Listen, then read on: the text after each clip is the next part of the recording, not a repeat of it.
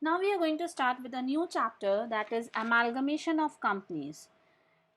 This is a part 1, and basically in this part we are going to study only the theoretical part, but without understanding the theory, without understanding the journal entry in this part, you will not be able to solve the sum which is going to come in the part 2 and part 3 onwards. So this part is very much important to understand the inside concept of this amalgamation of companies. Okay, moving forward. First, we will understand what is the meaning of amalgamation. Okay, so amalgamation, as you know, two or more companies are combined into one by merger, or you can say by taking over the other company. Therefore, the term amalgamation contemplates two kind of activity. Two or companies join to form a new company like A and B. They form, दोनों बंद हो जाएगा, they will close it down and new company AB Limited will be formed. Or absorption will happen, like A company absorb B company or B company absorb A company, whatever the case may be. This is called as absorption. Okay, so what is the purpose of coming together? So यहाँ पर ऐसा है कि जब दो छोटी छोटी company बंद होकर बड़ी कंपनी बनेगी, तो क्या होता है, लार्ज स्केल प्रोडक्शन होता है, कंपटीशन कम किए जाते हैं, एफिशिएंसी बढ़ जाती है, एक्सपेंशन का ऑप्शन मिल जाता है. So it is always better कि अगर एक ही फील्ड में काम करना है तो दो मिल के करेंगे तो बहुत हाई लेवल पे अचीवमेंट होगा, प्रोडक्शन का, सेल्स का and everything. Okay, the company going to liquidation और merge company are called vendor company.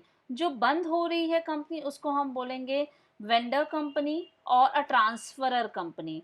And a new company which is formed after liquidation, एक बंद हुई मतलब ये दोनों बन गई हमारी ट्रांसफरर वेंडर कंपनी, और न्यू कंपनी जो फॉर्म होगी उसको ट्रांसफरी और वेंडी कंपनी बोलते हैं.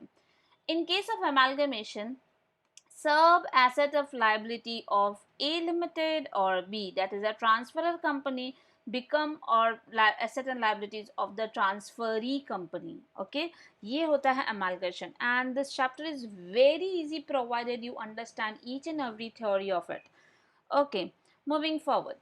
AS14 है ये, जिसमें accounting of amalgamation समझा गया, and this is one of the chapter also. So first I will understand what is the meaning of amalgamation, absorption and external reconstruction. ठीक है, थोड़ा लाइन डिफरेंस है बट स्टिल आपको ये समझना इंपॉर्टेंट है. अमेलगमेशन, एब्जॉर्प्शन, एक्सटर्नल रिकंस्ट्रक्शन क्या होता है.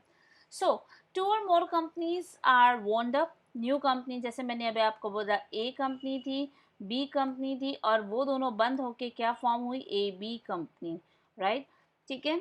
और इन case of absorption, A company ने बी कंपनी को एक्वायर कर लिया, एब्जॉर्ब कर लिया. राइट, लेकिन अब क्या हो गया, बी बंद हो गई है, ए ही एग्जिस्ट करती है. ठीक है.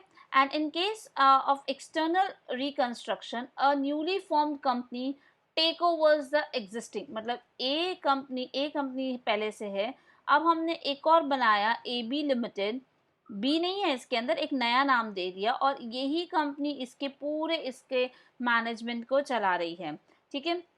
और यहाँ पर अब देखो, एटलीस्ट 3 कंपनीज आर इन्वॉल्व, 1 2 3. यहाँ पर एटलीस्ट 2 कंपनीज आर इन्वॉल्व, 1 2 होंगे तो ही जाकर होगा, और ओनली 2 कंपनीज आर इन्वॉल्व, यहाँ पर भी 2 कंपनीज इन्वॉल्व होगा. ठीक है.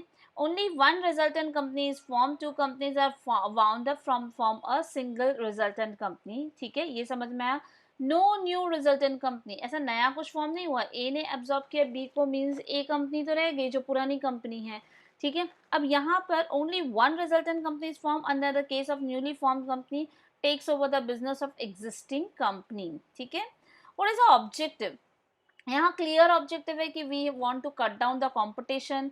कॉम्पिटिशन तो सब में ही कट डाउन करने हैं. इनफैक्ट एब्जॉर्प्शन बोल लो या अमेलगमेशन बोल लो, दोनों के केस में कॉम्पिटिशन, एक्सपेंशन, ये सब ज़्यादा इंपॉर्टेंट होते हैं. But what happens in the external reconstruction, external reconstruction is done to reorganise the financial structure of the company. अब वो क्या हो रहा है, फाइनेंशियल रीऑर्गेनाइजेशन हो रहा है, अंदर में फाइनेंशियल स्ट्रक्चर चेंज किया जा रहा है. अभी ए लिमिटेड का मैनेजमेंट अच्छा है, but somehow they want to shuffle the financial structure of the company. So A limited ही वही management B limited A B limited बनाएगी, वही सब चीज़ें रहेगी, बस नाम चेंज होके मार्केट में जब निकलेगा तो अब ए लिमिटेड से नहीं निकलेगा, ए बी लिमिटेड से निकलेगा. somehow they do this. ठीक है, यहाँ पर देखो, यहाँ पर एग्जाम्पल भी दिया हुआ है, A limited and B limited amalgamate to form C limited. A limited takes over the business of another existing company of B limited, and B limited is formed to take over the business of an existing company of A limited. So this is the case where external reconstruction take place. हमें जो पढ़ना है ये chapter में तीनों पढ़ना है, and there is one more reconstruction that is called internal reconstruction, internal shuffling of the asset and liabilities. वो हमारा एक नया चैप्टर बनेगा, लेकिन फिलहाल हमें इसमें यही चैप्टर्स में ये पढ़ने हैं तीनों topic. Okay, how many types of amalgamation is there? The types of amalgamation is in the nature of merger or in the nature of purchase. Nature of merger is very simple, and nature of purchase itself is a simple. All the journal entries are simple, provided each and every step it should be remembered by you. ठीक है, so moving forward, first we will discuss what is the difference between the nature of merger and nature of purchase. ठीक है, nature of merger में हमारी क्या चीज़ें चलती है और परचेज में क्या होता है. मर्जर अगर आप समझो, मैं एक शॉर्ट में बताऊं, हर एक एसेट, हर एक liability, existing business of A limited अगर बी लिमिटेड में जा रहा है, as it is shareholder के साथ, एसेट लायबिलिटीज के साथ, रिजर्व्स के साथ सब मूव ऑन हो जाएगा. लेकिन नेचर ऑफ परचेज में ए लिमिटेड को हम पैसे दे देंगे. लाइक अगर ए लिमिटेड बंद हो रही है और बी लिमिटेड उसको खरीद रहा है, तो बी लिमिटेड उसको एक लमसम अमाउंट दे देगा, पैसा दे देगा, in short where the A limited को शेयर होल्डर को डिस्चार्ज करो. मतलब इसमें ज़रूरी नहीं है कि हर एक एसेट, हर एक लाइबिलिटी यहाँ मूव ऑन हो. ठीक है, it's something like a purchase, but यहाँ पर मर्जर के केस में each and every line item is get merged with the B limited. Okay, so we will understand the amalgamation in the nature of merger. Transfer of asset and liabilities. All asset and liabilities are transferred. Need not be transfer. ज़रूरी नहीं है, मैंने आपको बोला. Share holder के case में 90% share holder तो जाना ही है नए कंपनी में, लेकिन यहाँ ज़रूरी नहीं है शेयर होल्डर्स मूव ऑन हो, उसको पैसे देके हटा दिया जाएगा. पीसी, जो भी पीसी इशू होगा, व्हाट इज पीसी, अब हम आगे पढ़ेंगे. Purchase consideration. इन शॉर्ट, जो बी लिमिटेड इसको खरीदने के लिए पैसा देगा, that is called PC. Purchase करने के लिए कुछ कंसिडरेशन देगा, परचेज करने के लिए कुछ कंसिडरेशन देगा. The same in case of PC, consideration जो भी दिया जाता है वो न्यू कंपनी की इक्विटी ही दिए जाएंगे. ठीक है, और अगर कैश में देना तो कुछ कैश में, लेकिन यहाँ पर ज़रूरी नहीं है, कुछ भी दे सकते हैं, इक्विटी भी दे सकते हैं, कैश भी दे सकते हैं, व्हाटएवर. सो यहाँ पर ज़रूरी नहीं है कि पीसी कैसा डिस्चार्ज हो. सेम बिजनेस कैरी ऑन करना इसको ज़रूरी है. मर्जर के केस में ज़रूरी नहीं है, परचेज के केस में, इन the case of nature of purchase ज़रूरी नहीं है कि सेम बिजनेस कैरी ऑन करे, वो बंद कर भी सकता है उसको. इसमें रिकॉर्डिंग ऑफ ट्रांजैक्शन, अब यहाँ पर थोड़ा सा ध्यान देना. Asset and liabilities are taken over, recorded at their existing value. जो भी बैलेंस शीट के पुराने कंपनी के बैलेंस शीट में वैल्यू नज़र आ रहा है, सेम वैल्यू पे न्यू कंपनी में भी नज़र आएगा, except adjustments in is required to ensure the uniformity of accounting policy. समझ में आया? तो अकाउंटिंग पॉलिसी में कुछ चेंजेस है दोनों कंपनी में, और उसको यूनिफॉर्म करना है, बैलेंस करना है, तो एडजस्टमेंट करो, नहीं तो एज इट इज एसेट जो ए लिमिटेड में दिख रहा है वो बी लिमिटेड में पास ऑन हो जाएगा. But not in the case of nature of purchase. Asset and liabilities are taken over at their existing carrying amount, existing value पे होगा, और the basis of their value. मतलब ये agreed value होगा, ये balance sheet value पे होगा. यहाँ पर दोनों के बीच में जो डिस्कशन होगा, नेगोशिएशन होगा, हर एक एसेट को लेकर, हर एक लायबिलिटी को लेकर, उसी तरीके से यहाँ पर क्रिएट होगा point. What is method of accounting? इसमें method of accounting pooling of interest method, जो सिंपल मेथड है, बहुत इजी मेथड है, वो हमें करना है. और इस केस में what is a method of accounting use in this is a purchase method. Purchase method में पीसी भी दो मेथड से रिलीज होती है, and this is also very simple method. तो there is a major difference merger में and the nature of purchase में. I hope you all have understood. अब we will discuss about PC. मैंने आपको बोला एक चीज़ को खरीदने के लिए जो आप पैसे देते हैं that is nothing but a purchase consideration. ठीक है, तो अब उन्होंने AS14 में इसको कैसे डिफाइन किया है. AS14 defines the term purchase consideration as a aggregate of the shares and other securities issued and payment made in the form of cash or other asset by transferee company to the share of transferor company. समझ में आया. So it is a total of shares and other security. Cash भी हो सकता है, right.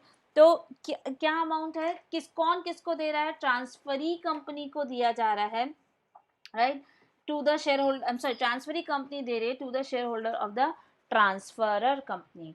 In a simple word, it can be said that the price payable by the transferee company to the transferor company for taking over the business of transferor company. समझ में आ गया. In simple price, आप कुछ खरीदने जाते हो तो price पे करते हो, राइट. ये भी वही कर रहा है, they are paying the price. It is notable that purchase consideration does not include क्या, the sum of which is transferee company will directly pay to the debenture holder or a creditor of the transferor company. मतलब PC में वो amount नहीं आएगा अगर कोई चीज उन्होंने डायरेक्टली पे कर दिया है डिबेंचर होल्डर और अ क्रेडिटर. ठीक है, तो यहाँ पर डिबेंचर होल्डर और क्रेडिटर को डायरेक्टली जो पे कर दिया गया है वो चीज पीसी में नहीं इंक्लूड होगा. If the certain liability of transferor company has not taken over by the transferee company, it will be discharged by the transferor company. तो यहाँ पर क्या लिखा है, कुछ भी चीज़ें अगर न्यू कंपनी ने बोल दिया कि मैं आपके ये एसेट को नहीं लेके जाऊंगा, मैं इस लाइबिलिटी को नहीं लेके जाऊंगा, राइट, तो इसका मतलब जो ओल्ड कंपनी है वो खुद के अपने एसेट लाइबिलिटीज़ को डिस्चार्ज करके फिनिश इट ऑफ करेगी अगर वो न्यू कंपनी उसका जिम्मेवारी नहीं ले रही है तो. अच्छा, will discuss about the method of calculation. PC का कैलकुलेशन कैसे होता है. Like in amalgamation, purchasing company take overs the asset and liabilities of the vendor company, right, new old company का. उसके बदले में वो क्या देने वाली है, शेयर होल्डर को इक्विटी देगी या प्रेफरेंस, ठीक है, of the vendor company by the way of share in the new company cash. PC is the payment by the new company acquiring the net asset, that is asset minus liability of the old company. So the amount of purchase consideration can be determined by two methods. First is net payment method and net asset method. वापस एक short में मैं आपको ये चीज़ समझाना चाहूँगी कि PC क्या है. एक्चुअली हम उसके जो एसेट को ले रहे हैं और हम उसकी लाइबिलिटी को ले रहे हैं, राइट. हम पूरे एसेट लाइबिलिटीज़ को ले रहे हैं, तो जो भी वैल्यू पे ले रहे हैं एसेट और लाइबिलिटी, तो इन शॉर्ट मुझे वो अमाउंट देना होगा उसे जो एसेट माइनस लाइबिलिटी, क्योंकि एक हमारा हम पूरे एसेट्स को लिए माइनस लाइबिलिटी लेंगे तो दिस मीन्स नेट अमाउंट हम उसको पे करेंगे. And that net amount what we are paying is nothing but a purchase consideration. And here we need to understand there is a two method of calculating the purchase consideration. हर सम में आपको दिया रहेगा और आपको समझना है ये कौन सा मेथड दिया है. Like if they have given कि ये लो पकड़ो 1 करोड़ रुपए हम आपकी कंपनी लेते हैं, this is called purchase method, right. मतलब I am sorry, not net payment method. और अगर वो बोलेगा नहीं, मैं आपके हर एक एसेट्स को देखूंगा, उसको वैल्यू करूंगा और अकॉर्डिंगली एसेट एंड लाइबिलिटीज को लूंगा, तो फिर net asset minus net liability at an agreed value, जो डिसाइड किया गया value, that is called net asset method. ठीक है, सो अब हम डिस्कस करेंगे नेट पेमेंट मेथड. पहले मैंने क्या बोला, मैं 1 करोड़ रुपया दे रही हूँ, चाहे रुपए दे रही हूँ, चाहे मैं उसको शेयर्स दे रही हूँ, चाहे मैं उसको प्रेफरेंस शेयर्स दे रही हूँ, चाहे मैं वॉटेवर जो भी मैं हम इक्विटी दे रही हूँ, कॉम्बिनेशंस में दे रही हूँ, मैं उसको सब डिस्कस करूँगी और उसको पेमेंट कर दूंगी और उसकी कंपनी को या तो बंद कर दूंगी या तो मर्ज कर दूंगी, whatever the my decision is. So net payment method, all the payment made by the purchasing company to the equity shareholder of the vendor company share cash are added to find out the amount of purchase consideration. So इसका format देखो, हम इसको preference shares दे रहे हैं. See ratio will be all given, हमें वही निकालना and this is a final amount. Ratio तो हमें निकालना ही है और इशू प्राइस कभी प्रीमियम में देंगे, कभी डिस्काउंट में देंगे, ये सब पूरी स्टोरी इसमें चलती रहेगी. So cash for preference share, equity share, cash for equity share holder, this give you the total purchase. Now cash for equity share holder, is also given. Finally हमें समझ में आएगा ये टोटल परचेस कंसिडरेशन है. So this is the value we are giving and how we are giving it has been discussed in this format. This is net payment. लो 1 करोड़ रुपया इस form में लो, हमें अपनी कंपनी दे दो without valuing any of the asset and liabilities. Now what is net asset method? Net asset मैंने आपको क्या बोला, उसके जो भी asset को ले रही हूँ at an agreed value, उसके liability को ले रही है at an agreed value, right? This will give you the net asset, right? Normally, the net asset method is used to compute the PC. However, it cannot be used if the details of all the payment is not available. In case where purchasing companies say buy 1000 share and the balance in cash, right? Then the purchase consideration cannot be computed by net payment method because the amount of cash to be paid is not known. Here, the purchase consideration determined by adding up the agreed value of asset taken over and deducting the agreed value of liability, and this is called net asset method. I hope it is clear to you all. What is method of accounting? हमें क्या करना है, ये हमने पहले ही पढ़ लिया वो फॉर्मेट में. दो मेथड ऑफ अकाउंटिंग फॉलो होता है, that is pooling of interest method and purchase method, right. First this is basically merger form में रहता है, ये मर्जर रहता है एंड दैट इज वाई अभी मैं आपको जो डिफरेंस बता रही थी सब कुछ मर्ज कर दो, हर एक लाइन आइटम मर्ज कर दो, वो है merger method. And purchase method is in the nature of purchase. Okay okay, what is pooling of interest. अब हमें यही चीज समझना है कि इसकी अकाउंटिंग कैसे होगी पूलिंग ऑफ इंटरेस्ट मेथड के. अब इसमें मैंने आपको एक ही चीज बोला, हर एक लाइन आइटम जाके मर्ज हो जाएगा, ठीक है. So in amalgamation in nature of merger there is a pooling of asset, liabilities, capital, business capital and the businesses of both the company. सब कुछ मर्ज होता है, लेकिन उसे ये सब कंडीशन सेटिस्फाई करने होंगे before you proceed with the merger process. So what is those method? Asset and liabilities. Asset and liabilities sub will become the asset and liabilities of new company. Equity share at least 90% तो जाना ही पड़ेगा new company में. PC will be discharged by issuing equity shares, right? And business of the old company will be carried out by the new company, and no adjustment need to be made in the book value of asset and liabilities of the vendor company when they are incorporated. बस हमें ये देखना है कि accounting policies या AS के हिसाब से कंप्यूटेशंस प्रॉपर किए गए हो. तो यहाँ पर आपको आंख बंद करके दोनों के बैलेंस शीट को लाइन आइटम वाइज एडअप करके नया बैलेंस शीट दिखाना है. Okay, but what is purchase method? Problem यहाँ पर है, एक्चुअली प्रॉब्लम यहाँ पर भी नहीं है लेकिन थोड़ा सा ट्विस्ट है. Now what is given in the purchase method? According to the guidelines contained in AS 14, the accounting in case of amalgamation in nature is on the purchase method. Agreed value of asset होगा, right? And in the book of the purchasing company, the asset and liabilities of the vendor company are incorporated on the basis of agreed value. ठीक है, अब देखो for example agreed value net asset minus liability. मैंने सोचा इसके debtors को मैं इस वैल्यू पे लूँगी, मैं इसके इन्वेस्टमेंट को इस वैल्यू पे लूँगी. अलग अलग वैल्यूज, अलग अलग एसेट, टेंजिबल एसेट इस वैल्यू पे, इनटेंजिबल एसेट वैल्यू पे. मीन्स आई हैव डिसाइडेड कि इसका total asset eight an agreed value for example उसका आता है 1 लाख, फॉर एग्जाम्पल 1 लाख. ठीक है, इसको मैं क्या बोलूँगी? इसको बोलूँगी नेट एसेट, राइट. अब हम डिस्कस करेंगे लायबिलिटी कितना ले रही हूँ मैं इसका. तो मान लो मैंने इसकी लायबिलिटी सब देखा, क्रेडिटर्स देखा, डिबेंचर्स देखा और मुझे और भी लोन्स वोन्स दिख रहे हैं. मैंने डिसाइड किया इसकी लायबिलिटी लूँगी सिर्फ 20,000 में. ठीक है, तो इसका मतलब मुझे कितना पैसा देना चाहिए, इसे कितना देना चाहिए? This will be 80,000 rupees, right. इसको बोलते हैं नेट एसेट मेथड. ठीक है, अब मैंने उसको 80,000 के सामने मैंने मान लो इसको 1 लाख रुपया दिया. ठीक है, अब इसका मतलब आप मुझसे पूछोगे कि मैम आपका 80,000 की बिजनेस की वैल्यू है और आप उसको 1 लाख किस बात का दे रहे हो? तो मीन्स 20,000 किस बात का एक्स्ट्रा दे रहे हो, राइट. तो I will say I am paying this 20,000 extra for its goodwill, companies goodwill. तो यहाँ पर गुडविल क्रिएट होगा बुक्स में.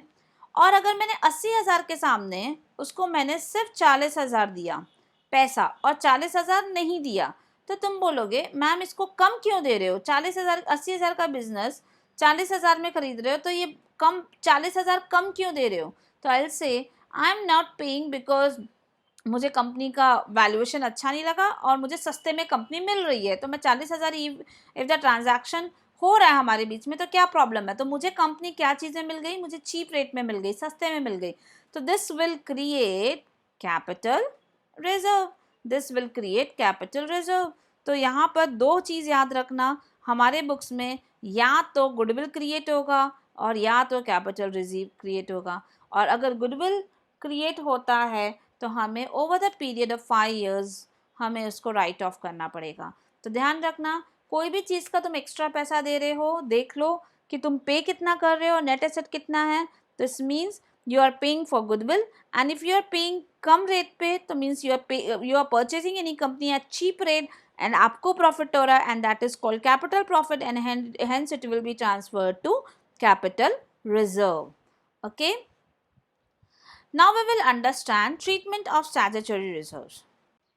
Okay, statutory reserve. What are the reserves? First we will understand the reserves which are shown under the reserve and surplus head. Okay, कुछ reserves ऐसे होते हैं जो हमें as per the law, as per some relevant statute, we have to comply that statute and maintained in the balance sheet. Number of years के हिसाब से हमें वो maintain करना पड़ता है. Okay, so in that case the transferor company is required to retain its identity. ठीक है, तो इस टाइप के रिजर्व्स को हम बोलते हैं statutory reserves. Like it is given over here, normally an amalgamation the nature of purchase the identity of reserve is not preserve. ये तो हमें पता है क्योंकि मर्जर में क्या होता है, सब as it is line item wise share, equity share, reserve, debentures, everything merged with the new company. But in the nature of purchase में जरूरी नहीं है कि वो रिजर्व्स लेके जाए. Okay, so an exception is made in respect of reserve for the aforesaid nature, and such reserve retains their identity in the financial statement of transferee company in the same form which may be appeared in the financial statement of the transferor company. ठीक है, and this exception is made only on days of amalgamation where the requirement of the relevant statutes recording the statute reserve in the books of transferee company is complied with. Now how to do that, how to maintain in the balance sheet of the incorporate this type of reserve in the balance sheet of the transferee company, we need to pass the following journal entry. क्या है ये journal entry? Amalgamation adjustment reserve account, एक dummy account open होगा, और to statutory reserve. Reserves have always a credit balance. तो ये हमने देखो नए कंपनी में ये जर्नल एंट्री पास करके ये रिजर्व को क्रिएट किया है. ओके, तो what is this? Amalgamation adjustment reserve. अब ये दोनों भी रिजर्व्स है, but how we will show it in the balance sheet? The balance of P&L account of the transfer company is not recorded at all. पुराने company का P&L and all नहीं record होगा. हम बात करें स्टैट्यूटरी रिजर्व्स का. when the identity of statutory reserve is no longer required to be maintained, अगर ये रिजर्व मान लो उन्होंने स्टैट्यूट के हिसाब से उन्होंने बोला you have to maintain this reserve for next 5 years, और 5 years खत्म हो चुके हैं, तो हम उसको जो एंट्री हमने ये पास किया उसी एंट्री को हम रिवर्स कर देंगे. ओके, सो ये चीज हमारे बैलेंस शीट में कैसे दिखेगी? Under the head reserve and surplus. Statutory reserve हम लिखेंगे taken over by the transferor company. मान लो ये 1 लाख का रिजर्व है. जनरल रिजर्व उसका उसी ईयर करेगा. रिटेन रिजर्व इतना. What about the amalgamation adjustment reserve? This is a negative balance. जो चीज मैंने यहाँ पर ये स्टैट्यूटरी रिजर्व 1 लाख लिखा, अब इसी को मैं डेबिट करके एक्चुअली एसेट साइड में लिखना चाहिए मुझे, लेकिन यहीं पर इसको 1 लाख नेगेटिव फिगर में डालकर हम प्रेजेंट करेंगे. सो एक्चुअल नेट इफेक्ट क्या आ जाएगा इसका? 0. But you need to show into the balance sheet. हालांकि इसका इफेक्ट बैलेंस शीट में न्यू कंपनी के बैलेंस शीट में कुछ नहीं रहेगा, but still for the statute, for complying with all the law, हमें ये रिजर्व को दिखाना पड़ेगा एंड उसका corresponding dummy entry amalgamation adjusted reserves में डालना पड़ेगा. This is how we need to work for the statute reserve, statutory reserve. Okay, now we will discuss how the accounting procedure flow in the vendor company. vendor company कौन है? बंद होने वाली company. बंद होने वाली कंपनी अपने balance sheet को बंद करेगी. आपके दिमाग में ये रहना चाहिए कि जब हम इस कंपनी को बंद करेंगे तो जो भी अमाउंट के एंट्री पास करेंगे, जो भी एंट्री पास करेंगे वो अमाउंट से पास करेंगे जो उनके बैलेंस शीट में है, बुक वैल्यू से, बैलेंस शीट वैल्यू से, क्योंकि हमें बैलेंस शीट क्लोज करना है। ओके, सो एंट्रीज क्या होगी, फर्स्ट ऑफ ऑल अंडरस्टैंड कि क्या क्या अकाउंट्स ओपन करने पड़ेंगे।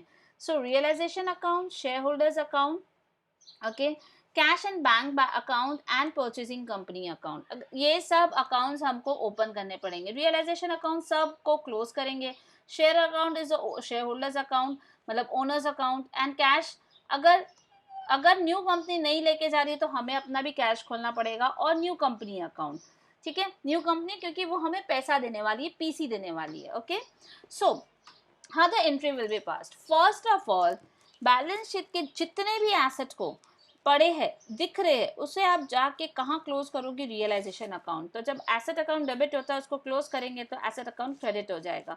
सो you will be closing the asset account to realisation, right, realization to asset account, and the same fashion we need to close all the liabilities are generally having a credit balance, जब हम उसको close करेंगे तो हमें debit करना पड़ेगा, तो credit क्या करेंगे, in that case we are going to credit the realisation account.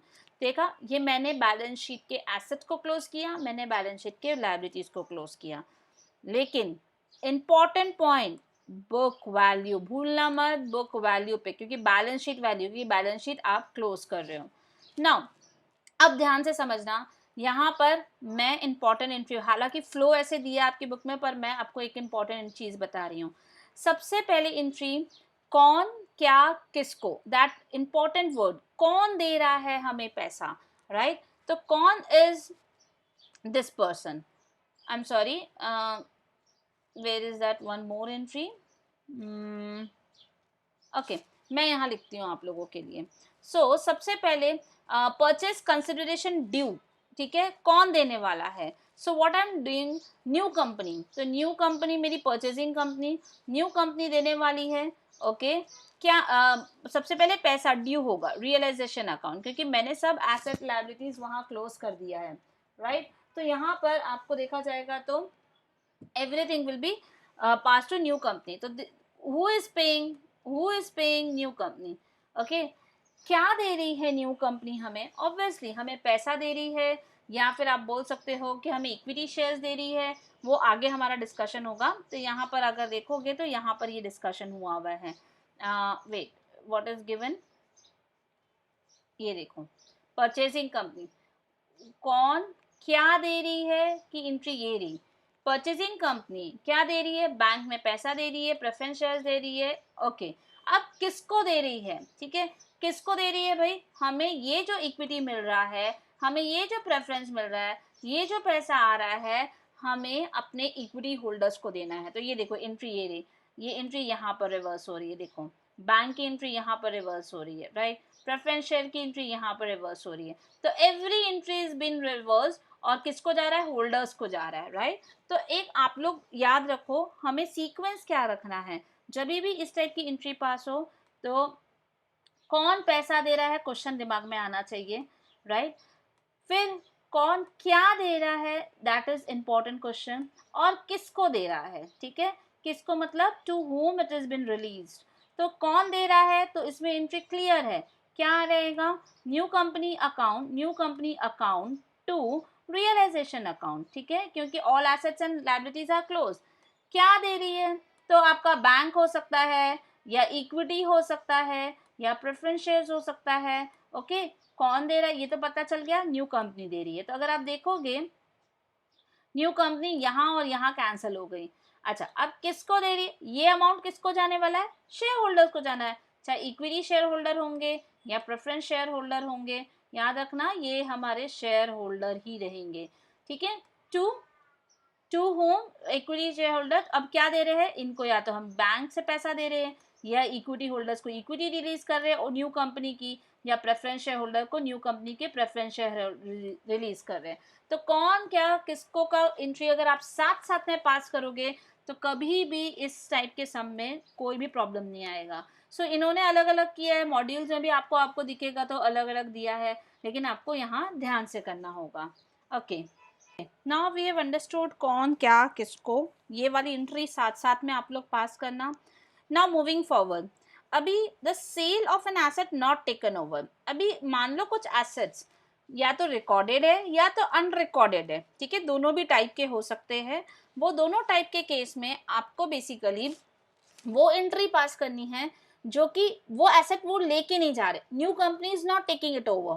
तो हमारी एंट्री क्या रहेगी, bank account to realisation account. Why bank account to realisation, क्योंकि आप उसको सेल कर रहे हो तो पैसा बैंक में आएगा, लेकिन all asset you have already close into realisation account, तो आप वापस से क्रेडिट एसेट अकाउंट कर ही नहीं सकते हो, बिकॉज वो एसेट आपने फर्स्ट एंट्री में ऑलरेडी क्लोज कर दिया, this entry you have already close. तो रियलाइजेशन अकाउंट के कौन से साइड में जाएगा, रियलाइजेशन अकाउंट के क्रेडिट साइड में पैसा आएगा, क्योंकि एसेट यहाँ पर क्लोज हुआ, उसकी कॉरस्पॉन्डिंग सेल यहाँ आएगी, लायबिलिटी यहाँ क्लोज होगी, उसका कॉरस्पॉन्डिंग पेमेंट इस साइड आएगा। Okay, so the payment of liability, जैसे मैंने बोला कुछ लायबिलिटी रिकॉर्ड है पर न्यू कंपनी नहीं लेके जा रही है, और लायबिलिटी रिकॉर्डेड नहीं है और न्यू कंपनी को नहीं लेके जा रही है, तो इसका पूरा जिम्मा पुरानी कंपनी पे आता है। तो पुरानी company will pass which entry, पैसा दे रही है बैंक में से, राइट, एंड एंट्री क्या होगी, रियलाइजेशन। तो मैंने आपको बोला नॉर्मली हम लायबिलिटी को क्लोज कर चुके हैं यहाँ पर, अब हम इसको यहाँ पर पे ऑफ कर रहे हैं। तो दिस इज अ अनरिकॉर्डेड वाला सीन, और also which is not taken over by the new company.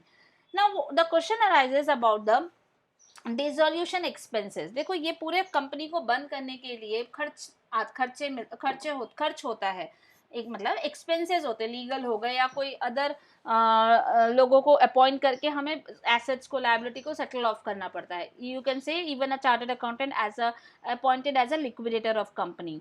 Now dissolution expenses paid by the vendor company but reimbursed, I'm sorry, paid and borne by the vendor company, मतलब पुरानी company ही born कर रही है और वही पे कर रही है, तो उसके लिए एंट्री सिंपल है, बैंक से पैसा गया realisation account, right, realisation account to bank account. लेकिन अगर पुरानी कंपनी के लिए बोल रही है कि मैं पे करती हूँ, लेकिन रिम्बर्स कौन कर रहा है, न्यू कंपनी, राइट, तो सबसे पहले वेंडर कंपनी जब पेमेंट करेगी तो क्या एंट्री पास करेगी, जनरली हम क्या करते हैं, रियलाइजेशन टू बैंक, लेकिन यहाँ पर हमें यही पैसा न्यू कंपनी से मिलने वाला है, तो मैंने लेटर बना दिया परचेसिंग कंपनी को, एंड बाद में जब उसने मेरे को रिम्बर्स कर लिया तो मैंने परचेसिंग कंपनी को रिवर्स कर दिया।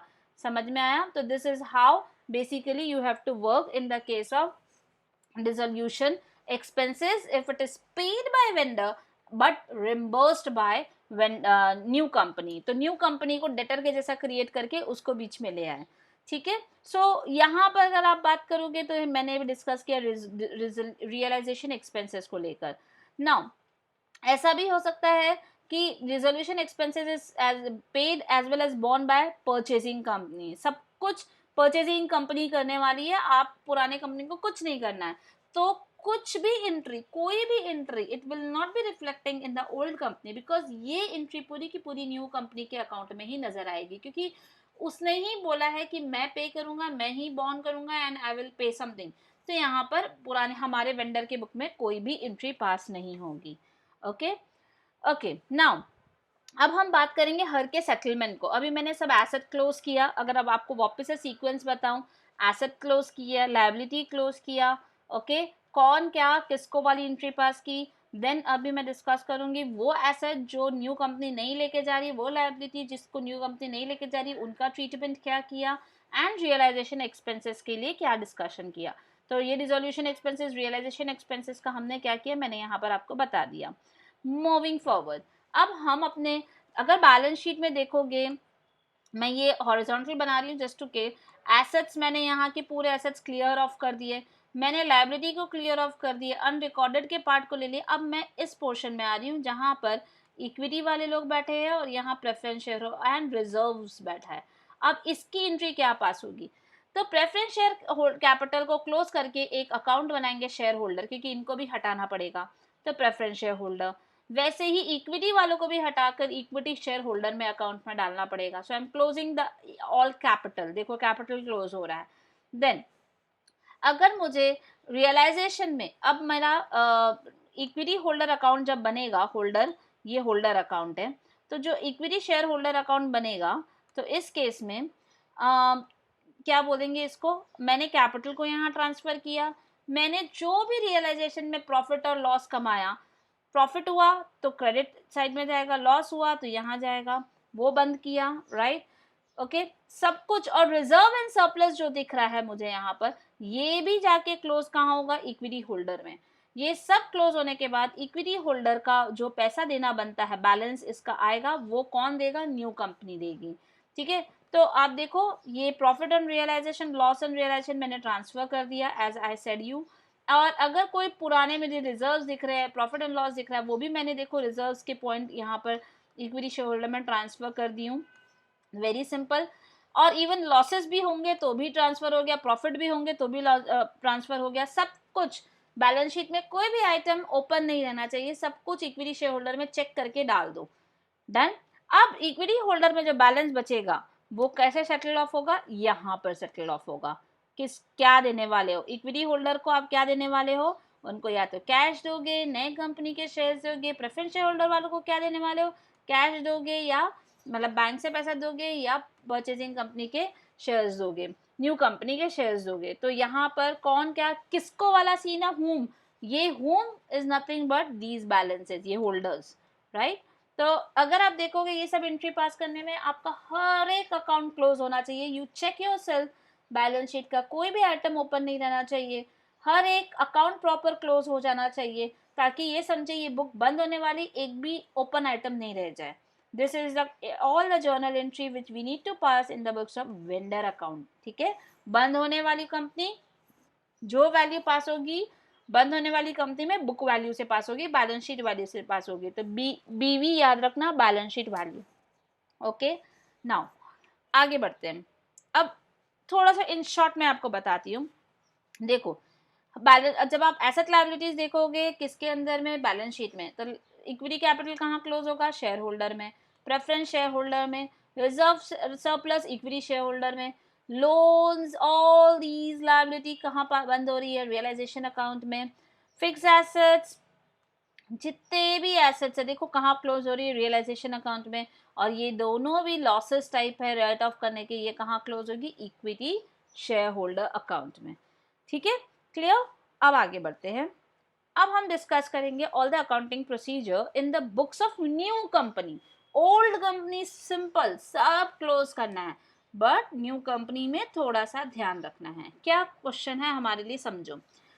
ओके, एक्विजिशन ऑफ बिजनेस, अभी ये कंपनी खरीद रही है, राइट, परचेस कर रही है, राइट, तो इसके पास बिजनेस आ रहा है, राइट। तो यहाँ पर हम क्या एंट्री पास करेंगे, बिजनेस परचेज अकाउंट। जैसे आप परचेज टू कैश करते हो, लेकिन यहाँ पर बंदा कौन आएगा, लिक्विडेटर, क्योंकि इतनी इजिली आप कैश नहीं पे करते हो, लिक्विडेटर अपॉइंट होता है, हम उस लिक्विडेटर को पैसा देते हैं और वो लिक्विडेटर ओल्ड कंपनी के शेयर होल्डर को पैसा रिलीज करता है। तो बीच में एक मीडिएटर है।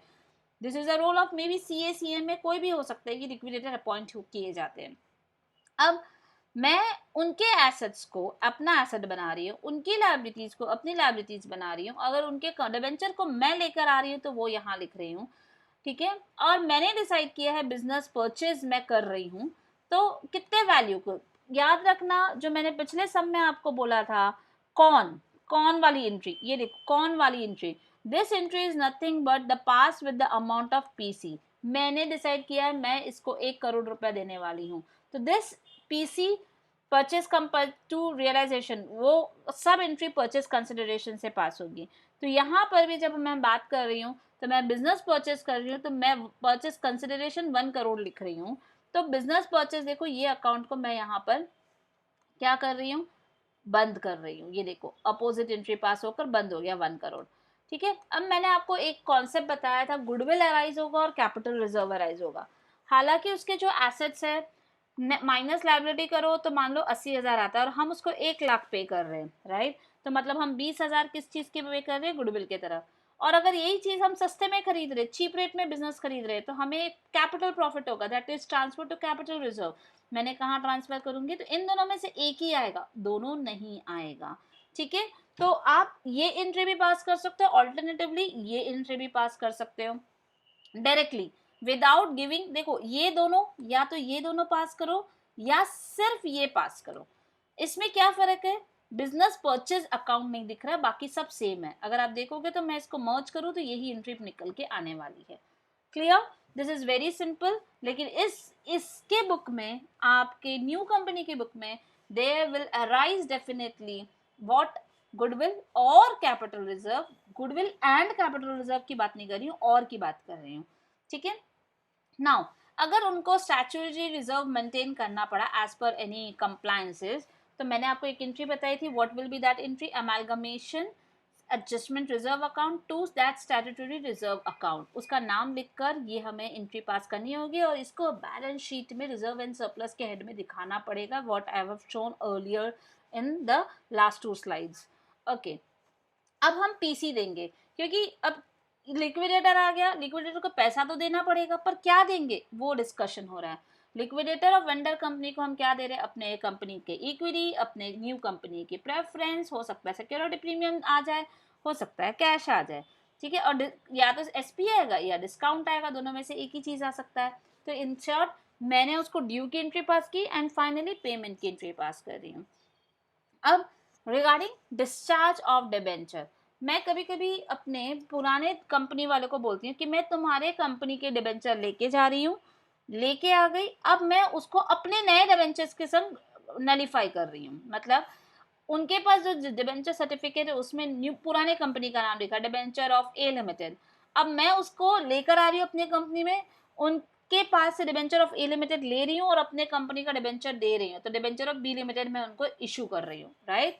तो अब देखो क्या होगा, डिबेंचर इन वेंडर कंपनी, तो डिबेंचर ऑफ ए लिमिटेड बंद हो रहा है, देखोगे तो डेबिट हो रहा है, क्रेडिट नहीं हो रहा है, और मैं नए इशू कर रही हूँ, तो मतलब डिबेंचर इन बी लिमिटेड नया डिबेंचर इशू कर रही हूँ, कैश भी देना पड़ सकता है कभी कभी, सिक्योरिटी प्रीमियम भी हो सकता है, डिस्काउंट भी हो सकता है, तो वो हमारा सिचुएशन क्या रहेगा उसके हिसाब से हमें ये एंट्री पास करनी होगी, लेकिन it is very clear, debenture in vendor company to debenture in purchasing company.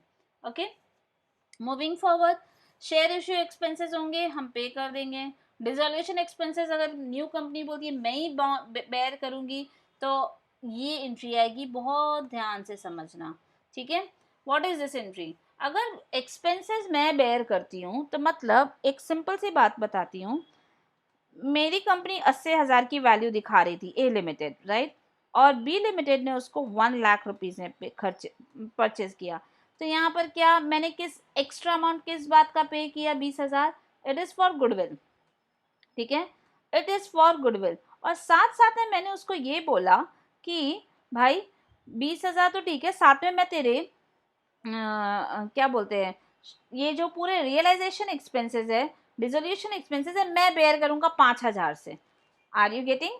मैंने एक तो ऊपर से उसको गुडविल का पैसा भी दिया, मतलब मुझे लॉस ही है, ऊपर से मैंने उसको बोला उस कंपनी को कि मैं तुम्हारे डिसोल्यूशन का एक्सपेंसेस मैं बेयर करूंगा, न्यू कंपनी बोल रही है ये बात, तो इनका मतलब पहले ही 20,000 का लॉस है, प्लस 5,000 का और खर्चा मुझे उठाना है, तो मेरा टोटल गुड मतलब खर्चा कितना हो गया, लॉस जैसा बोलोगे तो कितना हो गया, 25,000। तो मैंने क्या किया, पहले ही गुडविल था, अब मैं इसी खर्चे को भी नाम गुडविल अकाउंट में ट्रांसफर करके 25,000 दिखा रही हूँ, तो देखो गुडविल और डेबिट हो रहा है, मतलब ये भी गुडविल पहले 20,000 था और 5,000 से डेबिट हो रहा है, तो मतलब अब टोटल गुडविल बैलेंस शीट में कितने का दिखेगा, 25,000 का। ओके, अब ये गुडविल अराइज हुआ और ऑलरेडी कैपिटल रिजर्व अराइज हुआ, अब इन दोनों को एक दूसरे के सामने सेट ऑफ करना है, गुडविल डेबिट होता है, कैपिटल रिजर्व क्रेडिट होता है, जो ज्यादा होगा, क्योंकि बैलेंस शीट में देखो गुडविल कहाँ दिखता है, गुडविल यहाँ दिखता है, और कैपिटल रिजर्व कहाँ दिखता है, capital reserve, wait, capital reserve, तो मैं इन दोनों को नलीफाई करूँ, या तो कैपिटल रिजर्व दिखेगा या तो गुडविल दिखेगा, तो I am going to pass this entry in the books of new company. Entry बहुत सिंपल है, जब आप सम करोगे बस मैं ऐसे ही रिपीट करूंगी, आपको सब समझ में आएगा एंड सम के हर एंट्रीज लर्न भी हो जाएंगे। Okay, what additional entries in the books of purchasing company we need to pass, purchasing company मतलब न्यू कंपनी।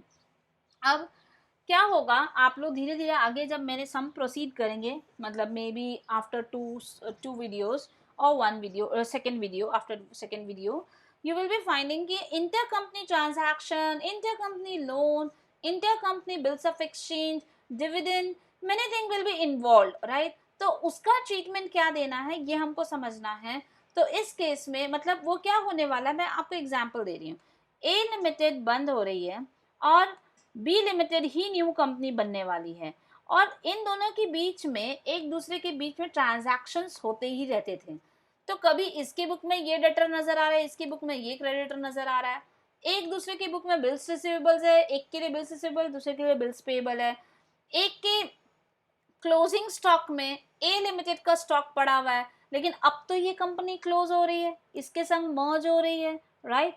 तो बी लिमिटेड में वही डेटर है जो उसका क्रेडिटर है, वही बिल्स पेएबल है जो उसका बिल्स रिसीवेबल है। तो इन सबको हमें नलीफाई करना पड़ेगा, और नलीफाई करने की एंट्री पूरी यहाँ लिखी हुई है। जब भी जैसे जैसे सम आएंगे मैं आपको ये क्लियर करती रहूंगी, स्पेशली दिस पॉइंट, ठीक है। I'll give you the clear idea, goodwill account to stock account for unrealized profit, क्योंकि इसके अंदर जब ए लिमिटेड ने बी लिमिटेड को बेचा था तो डेफिनेटली 100 रुपए की चीज 120 में बेचा होगा। तो अब हमारे बी लिमिटेड जब न्यू कंपनी बन चुकी है, ए लिमिटेड जब पुरानी कंपनी बंद हो चुकी है, तो बी लिमिटेड के बुक्स में 120 में वो स्टॉक नहीं दिखेगा। It will be, we have to eliminate the 20 rupees from which a have earn, और वो 20 की एंट्री क्या पास करेंगे, स्टॉक को कम कर देंगे 20 रुपए से और हम गुडविल क्रिएट कर देंगे, ठीक है। तो cancelling the profit in the stock of goods. तो ये एडिशनल एंट्रीज है। नलिफिकेशन एंट्री मैं आपको सम के साथ साथ अच्छे से एक्सप्लेन करूंगी। Okay, moving forward, debenture and liquidation expenses, these are basically simple, लेकिन एक बार आपको समझना पड़ेगा कि ये डिबेंचर एंड लिक्विडेशन एक्सपेंसेस क्या है। डिबेंचर की बात करेंगे तो AS 14 बताता है कि इनका ट्रीटमेंट कैसे करना है। Okay, so let us take an example to understand the treatment of debenture while computing the PC. If 8% debenture of a vendor company amounts to 1 lakh are to be discharged by 8% at 8% premium by issuing company 10% debenture of the company, right? तो यहाँ पर क्या हो रहा है, जो 8% debenture है वो बन जा रहा है 10%, right? And वो 8% प्रीमियम पे इशू हो रहा है, then by new company. If PC is to be calculated under the net payment method, अगर हम नेट पेमेंट मेथड के हिसाब से जा रहे हैं तो आपको ये इग्नोर करना पड़ेगा अमाउंट, ठीक है। If PC is calculated under the net asset method के कैलकुलेशन में अगर हम जा रहे हैं तो हमें कैसे एंट्री पास करनी पड़ेगी।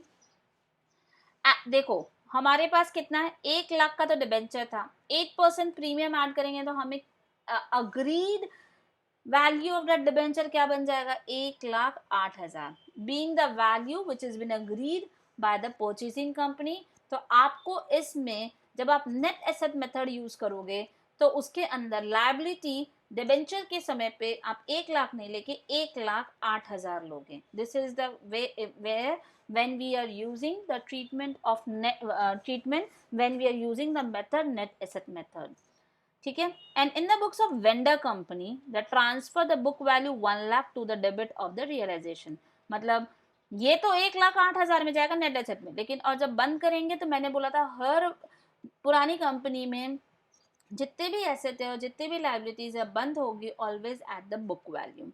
इन the books of purchasing company, new company में कैसा दिखेगा, it should be taken over at an agreed value, ठीक है। वो 1,08,000 से जाएगा, उनके बुक्स में 1 लाख से बंद होगा और उसकी ट्रीटमेंट होगी, ठीक है। तो ये हमारा जैसे जैसे सम करोगे और इसका कॉन्सेप्ट आपको क्लियर होता जाएगा। नाउ हमने लिक्विडेशन एक्सपेंसेस डिस्कस कर ही लिया। If the liquidation expenses of vendor companies are agreed to be paid reimbursed by purchasing company, new company, ignore such calculation while doing this PC calculation. PC calculation में ये पूरा का पूरा ignore करना होगा। Okay, now we will understand swap ratio. Swap ratio means what? It's an exchange of share in absorption or amalgamation of companies. मतलब एक दूसरे के बीच में किस रेशियो में शेयर्स एक्सचेंज होंगे। When एग्जाम्पल लेते हैं, B limited absorb S limited, मतलब एस लिमिटेड बंद हो रही है और फॉर्म हो रही है बी लिमिटेड, ठीक है।